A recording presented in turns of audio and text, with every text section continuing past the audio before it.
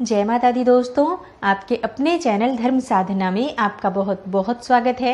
माँ भगवती दुर्गा की कृपा आप और आपके पूरे परिवार पर सदा सर्वदा बनी रहे। दोस्तों, धार्मिक शास्त्रों के अनुसार नवरात्रि के जो 9 दिन होते हैं बहुत ही पवित्र, बहुत ही सिद्ध और जागृत दिन माने गए हैं और भक्तों के लिए ये दिन बहुत ही महत्वपूर्ण होते हैं। ऐसी मान्यता है कि इन 9 दिनों में अगर हम किसी भी कामना से माँ की आराधना करते हैं, मंत्र जप करते हैं, व्रत धारण करते हैं तो बहुत ही शीघ्र हमारे मन की चाहे जो भी कामना हो वो पूर्ण हो जाती है।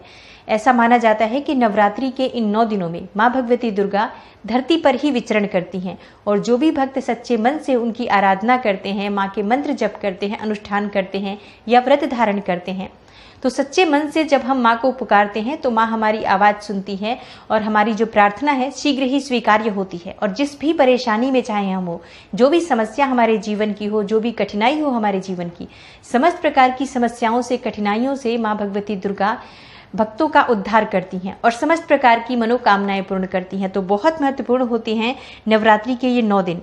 और इस नवरात्रि में बहुत से भक्त अपनी कामना के अनुरूप मंत्र जप करते हैं, माँ की आराधना करते हैं या नवरात्रि के पूरे 9 दिन के व्रत धारण करते हैं। बहुत से लोग पहले और आखिरी दिन का व्रत धारण करते हैं। तो सबकी अपनी इच्छा, शरीर का जो सामर्थ्य है उसके अनुसार से अपनी कामना के अनुरूप व्रत या फिर अनुष्ठान धारण करते हैं।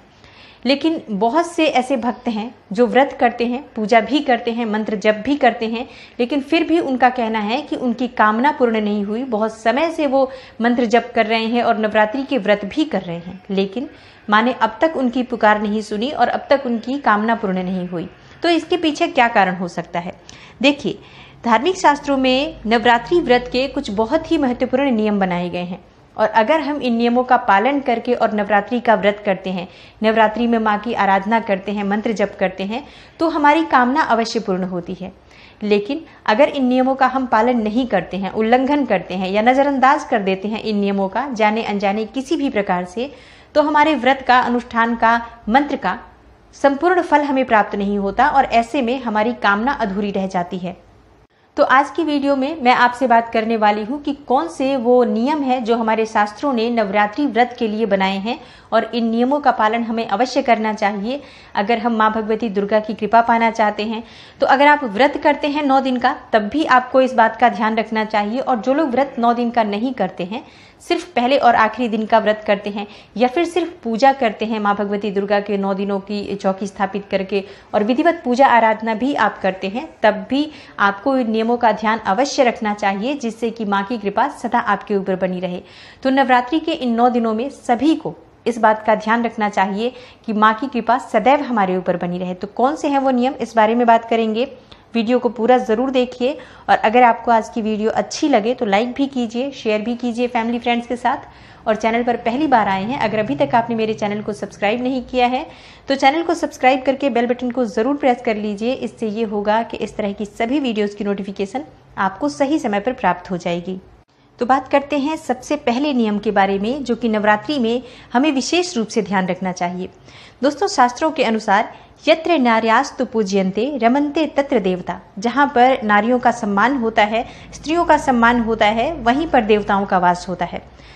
नवरात्रि में हम शक्ति की आराधना करते हैं, माँ भगवती की आराधना करते हैं। तो शक्ति स्वरूपा होती हैं महिलाएं और कन्याएं, स्त्रियां। इनका अपमान नवरात्रि में भूल से भी नहीं करना चाहिए। वैसे तो हमें कभी भी स्त्रियों का अपमान नहीं करना चाहिए, कन्याओं का अपमान नहीं करना चाहिए, लेकिन विशेषकर नवरात्रि में इस बात का ध्यान जरूर रखें क्योंकि हम माँ की आराधना कर रहे हैं, शक्ति की आराधना कर रहे हैं और कन्या का पूजन भी किया जाता है नवरात्रि में। तो ऐसे में भूल से भी न तो कन्याओं का न ही स्त्रियों का अपमान आपको करना चाहिए।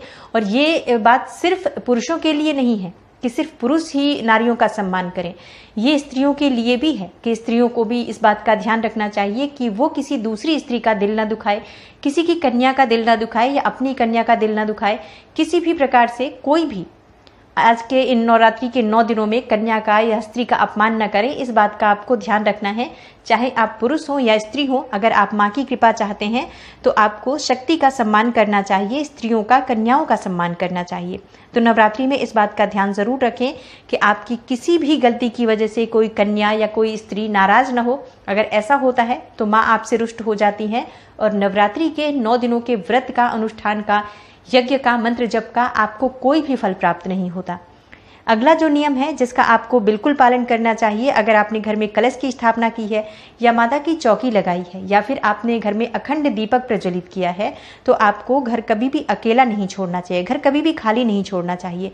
हमेशा कोई घर में रहे, इस बात का ध्यान रखें। कभी भी जैसे आपको कहीं बाहर जाना हो तब भी घर में कोई होना चाहिए, तभी आप घर में चौकी की स्थापना करें, कलश की स्थापना करें या अखंड दीपक भी प्रज्वलित करते हैं, तब भी आपको घर से बाहर नहीं जाना चाहिए। ऐसा क्यों होता है? देखिए, हम माँ दुर्गा का आवाहन करते हैं जब हम चौकी की स्थापना करते हैं, कलश की स्थापना करते हैं या जोत जलाते हैं, तो माँ हमारे घर में विराजित हैं। अब आप स्वयं सोचिए, आपने किसी को घर में बुलाया और बाहर से ताला बंद करके आप चले जाएं घर को अकेला छोड़ के, उसे कैसा लगेगा? बिल्कुल ऐसा ही है कि हम माँ का अपने घर में आवाहन करके उनको बुला रहे हैं, पूजा कर रहे हैं, और ऐसे में आप घर में ताला लगाकर बाहर से चले जाएंगे तो माँ रुष्ट हो जाती हैं और व्रत का संपूर्ण लाभ आपको प्राप्त नहीं होता है।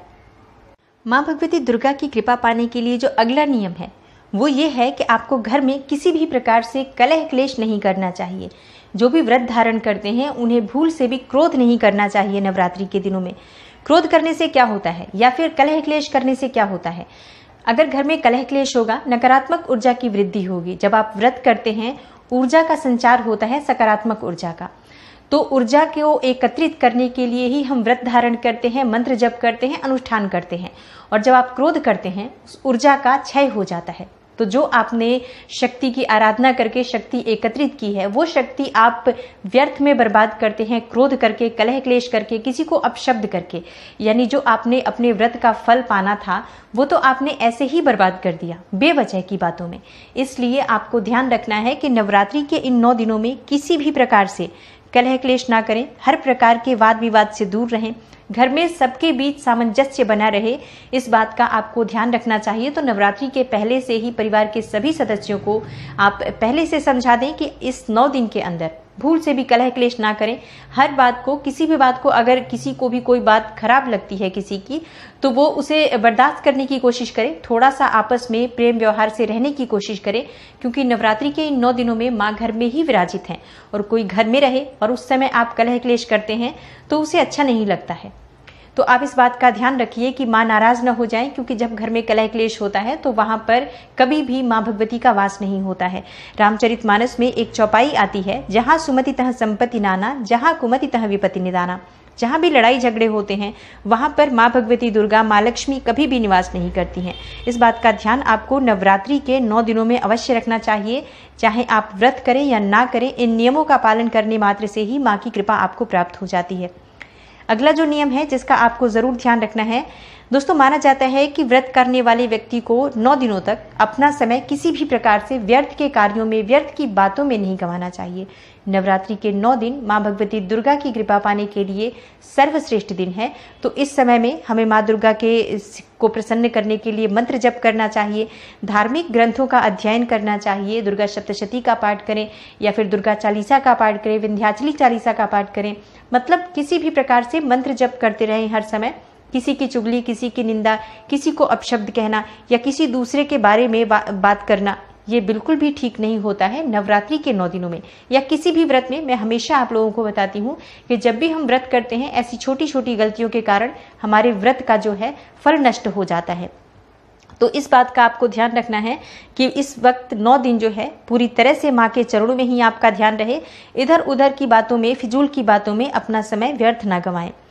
लहसुन प्याज का सेवन नवरात्रि में भूल से भी नहीं करना चाहिए, और ये नियम बहुत आवश्यक है सभी के लिए। चाहे आप व्रत करें या ना करें, अपने आहार, व्यवहार और विचार में आपके सात्विकता होनी चाहिए, तभी नवरात्रि के व्रत का पूरा फल आपको प्राप्त होता है। तो जो आप भोजन करते हैं उस पर भी ध्यान दीजिए, जैसा आपका व्यवहार दूसरों के प्रति होता है उस पर भी ध्यान दीजिए, और अपने विचारों में भी सात्विकता लेकर आइए, तभी नवरात्रि के व्रत का संपूर्ण लाभ आपको प्राप्त होगा। तो किसी भी प्रकार से लहसुन, प्याज, मांस, मदिरा का सेवन इस समय में नहीं करना चाहिए। नवरात्रि के 9 दिनों तक पूर्ण रूप से सात्विक रहना चाहिए, शुद्ध रहना चाहिए, विचारों से भी, मन से भी, भोजन और आहार से भी। तभी माँ की प्रसन्नता, माँ की कृपा हमें प्राप्त होती है। अगला जो नियम है नवरात्रि का, जो कि छठा नियम मैं आपको बता रही हूँ, नवरात्रि में ब्रह्मचर्य का पूर्ण रूप से पालन करना चाहिए। तो क्या ये उनके लिए है जो लोग नवरात्रि के 9 दिन का व्रत कर रहे हैं? नहीं, ये सभी के लिए है। आप व्रत करें ना करें, माँ भगवती दुर्गा धरती पर विचरण कर रही हैं और हम सबके बीच में है, हमारे घर में है, हमने उनको स्थापित किया है, धूप दीप प्रज्वलित कर रहे हैं। अगर आप अखंड दीप नहीं भी प्रज्वलित करते हैं तो सुबह शाम तो दीप प्रज्वलित करते ही हैं। तो ऐसे में माँ भगवती दुर्गा को आपने अपने घर में आवाहन किया हुआ है, भूल से भी इन 9 दिनों में आपको इस तरह की कोई गलती नहीं करनी चाहिए। मतलब पूर्ण रूप से ब्रह्मचर्य का पालन करें। स्त्री पुरुष दोनों के लिए ये नियम समान रूप से लागू होता है। अगला जो नियम है, 7वां नियम, जो पूजा में बहुत आवश्यक है और बहुत ज़्यादातर लोग इस तरह की गलतियां करते हैं कि जब वो पूजा कर रहे होते हैं या मंदिर जाते हैं, खुले बालों में ही चले जाते हैं। देखिए, कभी भी खुले बालों में पूजा नहीं करनी चाहिए, खुले बालों में कभी भी मंदिर नहीं जाना चाहिए। इससे क्या होता है, इससे शनि ग्रह का नकारात्मक प्रभाव आपके ऊपर पड़ता है। शनि ग्रह की नकारात्मक शक्ति में वृद्धि होती है और पूजा का पूर्ण फल आपको प्राप्त नहीं होता है। जब भी शनि ग्रह का प्रभाव आपको प्राप्त होगा तो घर में कलह क्लेश भी बढ़ेगा, घर में आपके नकारात्मक ऊर्जा की भी वृद्धि होगी, बेवजह घर में लड़ाई झगड़े भी होंगे। तो इस बात का आपको ध्यान रखना है कि नवरात्रि के अगर आप पूजा कर रहे हैं, पूजा से पहले अपने बाल बांध लीजिए। मंदिर जाना हो तब भी आपको अपने बाल बांध कर ही मंदिर जाना चाहिए। और अगला नियम क्या है, 8वां नियम कहता है कि जब भी आप माँ भगवती दुर्गा की चौकी लगाते हैं, मूर्ति लगाते हैं, घर के ईशान कोण में लगाना चाहिए। और मूर्ति की स्थापना कभी भी किचन में नहीं करें, इस बात का आप ध्यान रखें। किचन में यानी कि रसोई घर में कभी भी मूर्ति की स्थापना नहीं करनी चाहिए। इससे कलह क्लेश बढ़ता है घर में। कलह क्लेश के साथ ही घर में जो परेशानियां होती हैं, समस्याएं होती हैं, उनकी वृद्धि होनी शुरू हो जाती है, व्यर्थ के खर्चे शुरू हो जाते हैं, बीमारियां बढ़नी शुरू हो जाती हैं। तो भूल से भी जब माँ की चौकी की स्थापना कर रहे हो, माँ की मंदिर जब आप लगा रहे हैं, तो आपको अपने रसोई घर में माँ की चौकी नहीं लगानी चाहिए। और अगला नियम विष्णु पुराण के अनुसार नवरात्रि के 9 दिनों में, नवरात्रि का अगर आप व्रत कर रहे हैं तो 9 दिनों में आपको कभी भी दिन में नहीं सोना चाहिए। दिन में सोने से व्रत खंडित माना गया है। विष्णु पुराण कहता है कि जो भी मनुष्य दिन में नवरात्रि के व्रत के दौरान सोता है, उसके व्रत का उसको पूर्ण फल नहीं मिलता और उसका व्रत खंडित हो जाता है। तो जब आप नवरात्रि के 9 दिन के व्रत धारण कर रहे हैं, माँ की कृपा पाना चाहते हैं, सब तरह से प्रयास कर रहे हैं, तो इन 9 नियमों का पालन भी आपको अवश्य करना चाहिए। और अगर आप इन नियमों का पालन नहीं करते हैं तो व्रत का फल भी हमें अधूरा ही प्राप्त होता है। ऐसे में मनोकामनाएं अधूरी रह जाती हैं और बहुत समय लग जाते हैं व्रत करते हुए भी। और तब भी आपका कहना होता है कि हम व्रत तो कर रहे हैं, पूजा भी कर रहे हैं, लेकिन हमें इसका फल नहीं मिला, हमारी मनोकामना पूर्ण नहीं होती। तो बहुत से लोग कहते हैं पूजा पाठ पर, व्रत पर से हमारा विश्वास ही उठ गया। देखिए, ऐसा नहीं होता है। पूजा पाठ व्रत जितने भी हम करते हैं, सब में शक्ति होती है। और किसी भी व्रत को अगर आप नियम पूर्वक करते हैं तो आपकी कोई भी कामना हो पूर्ण अवश्य होती है। नियमों का पालन अत्यंत आवश्यक है। अगर हम कोई भी व्रत कर रहे हैं तो उसके संपूर्ण नियम का पालन करना, उसके संपूर्ण नियम की जानकारी होना अत्यंत ही आवश्यक है। तो आशा करती हूँ आज की वीडियो आपके लिए अवश्य उपयोगी सिद्ध होगी। और अगर आप नवरात्रि का व्रत धारण कर रहे हैं या माँ भगवती दुर्गा की कृपा पाना चाहते हैं तो इन बातों का भी ध्यान इस नवरात्रि में आप अवश्य रखेंगे। अगर आपको आज की वीडियो अच्छी लगी हो तो लाइक ज़रूर कीजिए और शेयर कीजिए फैमिली फ्रेंड्स के साथ। चैनल पर पहली बार आए हैं और अगर अभी तक आपने मेरे चैनल को सब्सक्राइब नहीं किया है तो चैनल को सब्सक्राइब करके बेल बटन को ज़रूर प्रेस कर लीजिए। इससे ये होगा कि इस तरह की सभी वीडियोज़ की नोटिफिकेशन आपको सही समय पर प्राप्त हो जाएगी। मैं मिलती हूँ आपसे अगली वीडियो में, तब तक के लिए नमस्कार।